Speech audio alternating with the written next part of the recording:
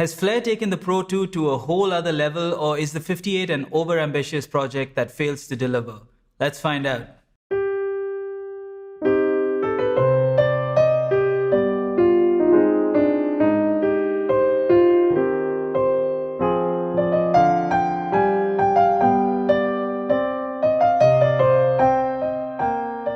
Before we go any further, this product was sent to us by Flair, and in exchange we'll be collaborating with them to create some Espresso related content which will be featured on their channel as part of the Espresso U series.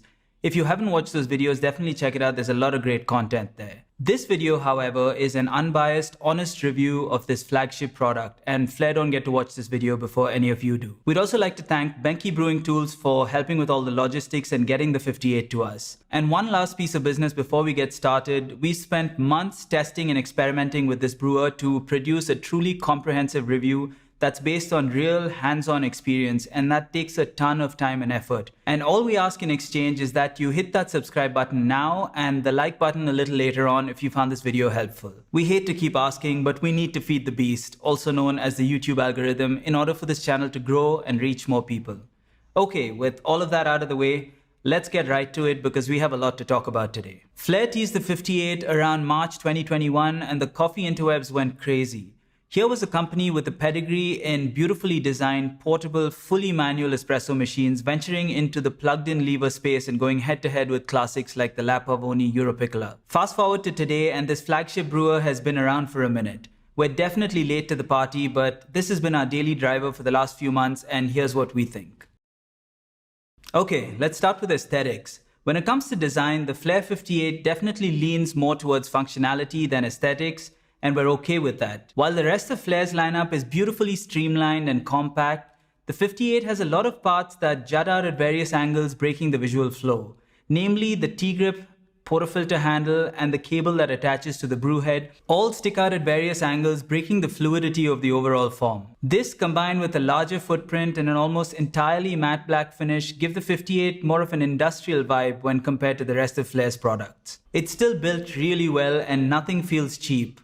Well, except for this temperature controller, but we'll get to that in a second. The metal drip tray from the Pro 2 is now replaced with a rubber or silicone one, and this may feel like a bit of a downgrade, but again, we'll get to that a little later on. All this being said, we don't think it looks bad by any means. It's unique and definitely has a commanding presence on the countertop. Okay, let's talk about the one thing that we really dislike, and that is how cheap and plasticky this temperature controller feels. I mean, look at it, and those lights, geez, it just doesn't fit with the premium build quality and the material the rest of this brewer boasts. I mean, this adapter is also a real eyesore and rather large, but it doesn't bother us at all because it's something that you can connect and hide away and we never have to look at it again. But the temperature controller, on the other hand, is something that the user interacts with every single day, and it's also too close to the brew head to hide away effectively. So we really wish it was nicer to look at and use, but we do understand that it is a competitive space, and at around US dollars 575, you're in the range of the very popular and moddable Gaggia Classic Pro and just shy of the Sylvia, both of which have good steam capabilities too, something that's all but absent in the Flair. If you, however, ignore the build quality for a second, the modular design of the temperature system is something that we really appreciate. It makes troubleshooting and repairs so much easier. In fact, we had a minor glitch with our unit and Benki Brewing Tools sent us just the temperature controller section the very next day, which sorted out the issue. We had no hassles of sending the entire unit back or complicated disassembly. Modularity is at the heart of Flair's design ethos, and we're glad that they incorporated that here too. Now, coming to functionality, and this is where the 58 truly excels. It is a significant upgrade from the Pro 2 on two fronts. First up is workflow.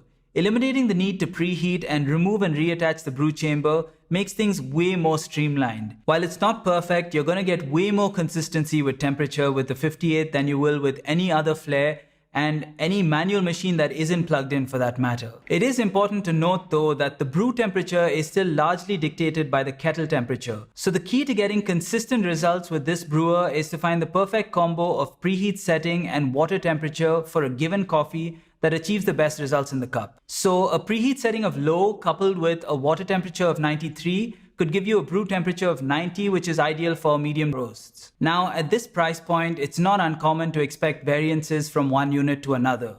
So what that means is that a medium setting on our unit with water temperature of 95 degrees could give us a brew temperature of 92, but the same settings on your unit could give you 90. So familiarize yourself with the way that your unit works and find the settings that work for you. Other workflow improvements include the design of the portafilter, which is now much easier to attach and detach, and is also easier to handle during cleanup and puck prep. The rubberized T-grip and longer lever mean that you have better ergonomics, and it requires a lot less effort now to get to the 6 to 9 bar range. The larger, wider base means that the unit is more stable, but we still do get the occasional wobble. And this brings us to the drip tray. While not as fancy as the brushed stainless steel, this one fits the Akaya Luna perfectly, and the fact that it's a separate piece means that you won't tip your cup over if you have a wobble mid-pull. This has unfortunately happened to us with the Pro 2. And for those of you who have version 2 like we do, the valve eliminates the need to remove and reattach the pressure gauge, which further speeds things up. If you're wondering what we're talking about, Flair released a design update a few months ago, which included 3 main changes or upgrades, if you will. Number 1,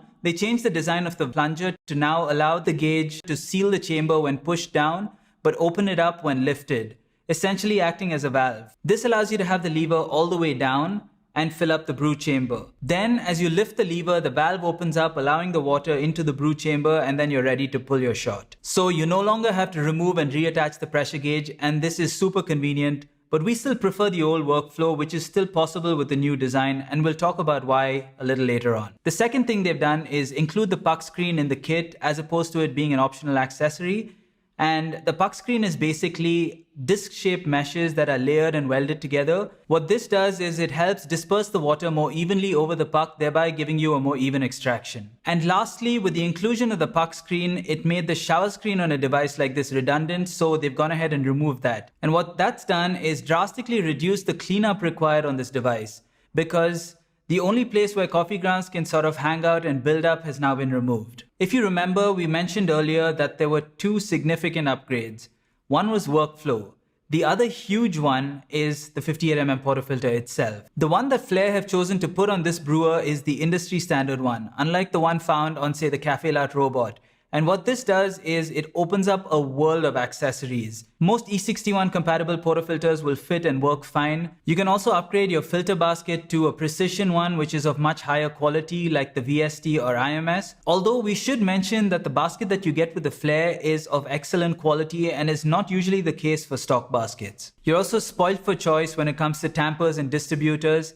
And I could honestly go on because the list is so vast, and every few days a new gadget or tool comes out that promises to elevate your espresso experience. Now this can lead you down an expensive rabbit hole, but if done right, you can actually have tools that further enhance your workflow and make it more streamlined and even improve the quality of your espresso. Now some of you may be wondering why we haven't mentioned the quality of espresso as an upgrade when you move from the Pro 2 to the 58. This is because one isn't necessarily better than the other.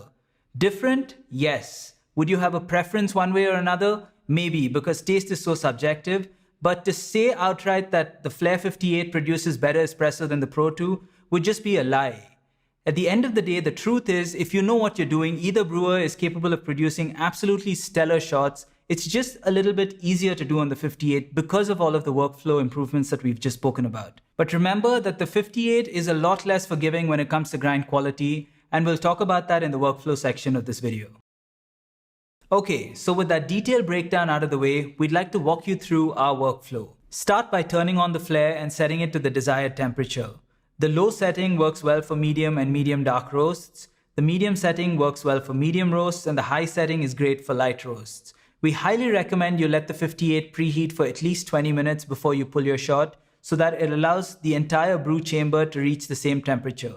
Just by design, the heating element is concentrated on the top, so this section naturally gets a lot hotter a lot quicker than the rest of the brew chamber. We also recommend that you move the plunger all the way to the top, as it's a big chunk of metal, and having it closer to the heating element will preheat it quicker, and it also acts as a lid which keeps the heat in. Having it lowered leaves the top of the chamber open, allowing a lot more heat to dissipate. Then put the puck screen into the portafilter basket and lock it in so it allows everything to get nice and toasty. For lighter roasts, we like to steam preheat the portafilter basket and the puck screen just to keep things as hot as possible. Fire up the kettle and set the temperature anywhere between 88 and boiling, depending on how dark or light your roast is. Next, weigh out the beans into a dosing cup and grind.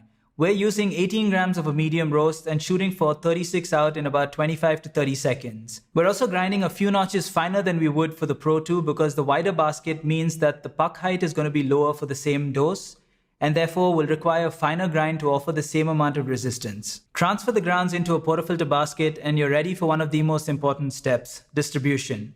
Our preferred method here is WDT as it seems to yield the best results. Using a dosing funnel can really help avoid a big mess, ideally one that doesn't insert into the portafilter basket as those leave a groove along the outer perimeter, which can lead to donut extractions. If you only have access to this kind of funnel, then be sure to fix it with an additional round of WDT after removing it. Then we tamp. This is another critical step where things can go very wrong, so be sure to deliver an even, level tamp. If you're using the stock tamper, then we found this technique to work really well.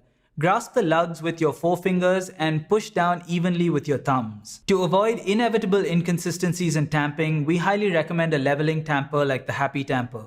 It's super simple to use and you don't have to worry about being level, and you even have control over the force of the tamp. Once you've tamped, drop the puck screen in, lower the lever all the way down, lock the portafilter in, fill the chamber up with water, then slowly raise the lever all the way up to allow the water into the chamber. Then, to ensure that there's no air gap, lift the lever a touch to open up the valve and top up the brew chamber. Now you're ready to pull your shot. Actually, wait a second, don't forget to put your scales and cup in place first. Now this may seem obvious, but we're embarrassed to admit the number of times we've pulled shots straight into the drip tray. One thing I'd like to mention is with any device that handles high pressures and temperatures, be careful, and this is especially important with the new valve workflow. Now Flair have an excellent video on how to manage pressure with the 58, which I highly recommend you watch. We've linked to it in the description below. Cool, so now it's time to pull your shot.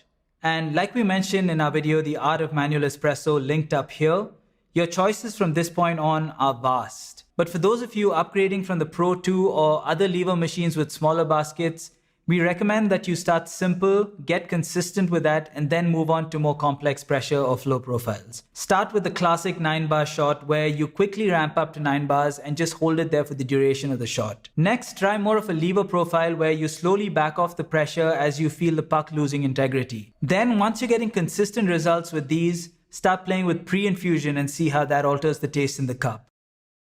If you recall, we mentioned that we prefer the old workflow to the new valve one, and here's why. We like the versatility of being able to underdose and use just enough water to pull the shot without running the risk of introducing air into the system. With the valve workflow, if you dose less than the basket recommends, then you run the risk of introducing air into the system. And air, unlike water, is a lot more compressible. And you'll feel this because the lever will feel a lot more spongy and you'll have to move it a lot more to start building pressure. And if there's air in the system, this also results in a much more pronounced valve sneeze if you stop the shot too quickly, where the compressed air forcefully exits the valve at the end of the shot. So if you go back to our workflow sequence, then everything remains the same up until you drop the puck screen in. From that point on, with the older workflow, we do the following. Lock the portafilter in. Move the plunger up to where you know the chamber can hold just enough water to pull the shot. This way we waste less. Then unhook and remove the pressure gauge and fill the chamber up just until water starts to fill the plunger well. Then reseat the gauge, attach the lever hook, and you're ready to pull your shot. We hope this explains why we prefer doing it this way. If you are using the valve workflow, then try not to underdose. Cool, so if you've made it this far, let's talk about who the Flair 58 is for. Number one, if you're someone looking to upgrade from any of Flair's other brewers, then absolutely, go for it.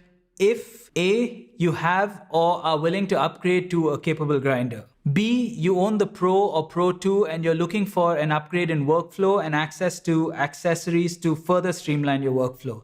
And this is by far the biggest reason to buy the 58 in our opinion. And C, if you own the Signature, Classic or Neo and you're looking for an upgrade both in terms of the quality of the espresso and being able to brew larger doses. Number two, if you're someone who's in the market for a new espresso machine around the $500 to $700 range, then you should buy the Flair 58 if A, you're aware of the steeper learning curve that comes with having so much control. Just remember that if you put in a little effort, we can guarantee you that this brewer is capable of producing shots that can go head-to-head with machines several times its price. B, you're someone who wants that extra control over pressure, flow, or temperature to really fine-tune your shots. C, you're someone who doesn't care about milk steaming, or you're happy with products like the nanofoamer or the French press to handle the milk department. D, you're looking for something super low maintenance. And lastly, E, you want something that's lower profile and takes up less space on the countertop. Still on the fence? Then there are some great videos by Kyle Rosell and Brian comparing the 58 to other brewers like the La Pavoni Europiccola and the Cafe Latte Robot that you can check out after watching this review. We've linked to them in the description below. Well, there you have it. That's the Flair 58, and while it's not perfect, we love it. We're so glad that Flair haven't just slapped a 58mm basket on the Pro 2 and called it a day. They've actually carefully considered things like ergonomics, temperature stability, and implementation of the industry standard basket to truly justify the move to 58mm. So the question is, where will they go from here? What's next? Well, here are a few things we'd love to see from Flair in the near future. 1, a little more refinement with respect to the design and implementation of the temperature system. 2, definitely a nicer looking temperature control and maybe even a PID controller as an optional upgrade. And lastly, a Flair designed milk steamer would be pretty sick. And given Flair's expertise in modular design, it would be interesting to see if this could be integrated into the main brewer itself. But now we'd like to hear from you. Do you own the Flair 58? What has your experience been? And did we miss anything? Let us know in the comments below. And as always, thank you so much for watching, and brew ARAMSE.